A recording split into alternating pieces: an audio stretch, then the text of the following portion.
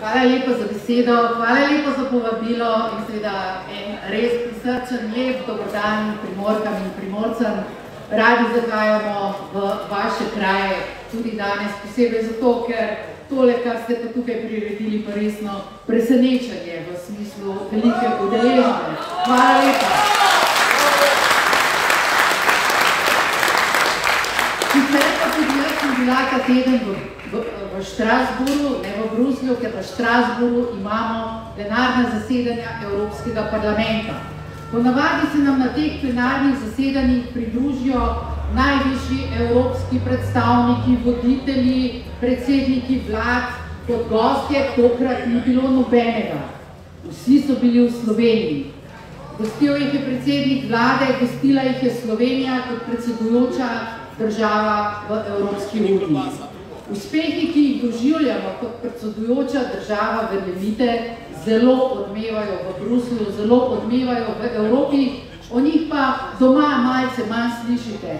Kajti naši mediji se potrudijo, da na dan, ko se zgodi največji dogodek v času slovenskega predsedovanja, ko je tukaj na desetine evropskih voditeljev, uprizorijo tako imenovano stavko in dan molka. Poglejte, mnogo stvari je, ki bi jih lahko očitali, da v Evropi, v evropskih institucijah ne gredo najbolje. Naša prihodnost je, rekla, kar precej negotova. Veliko raznih drugačnih mnenj je med državami članicami. Težave imamo.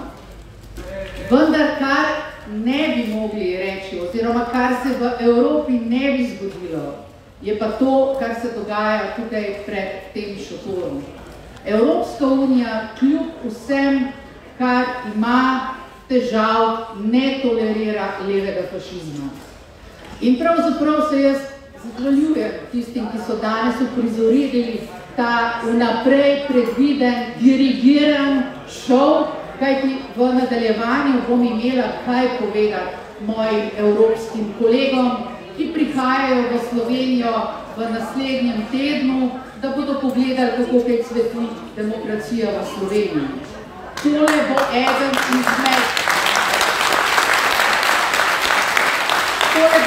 izmed mojih prispevkov, ki ga bodo dobili na mizo, pa bomo videli, kaj bodo imeli v nadaljevanju za reči.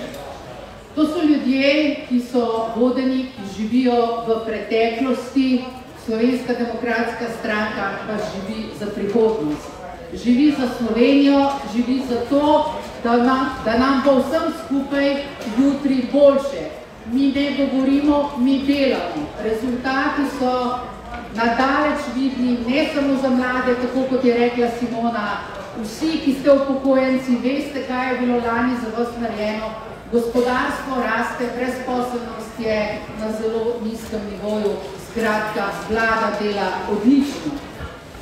Če želimo, da bo vlada še naprej delala odlično, potem bomo morali v naslednjem letu vsi skupaj, vsi ti, ki ste tu notri, pa še vsi tisti, ki jih poznate, na volitve. In svoj glas bomo dali tistim, ki nas vodijo v prihodnost. Svoj glas bomo dali Slovenski demokratski stranki.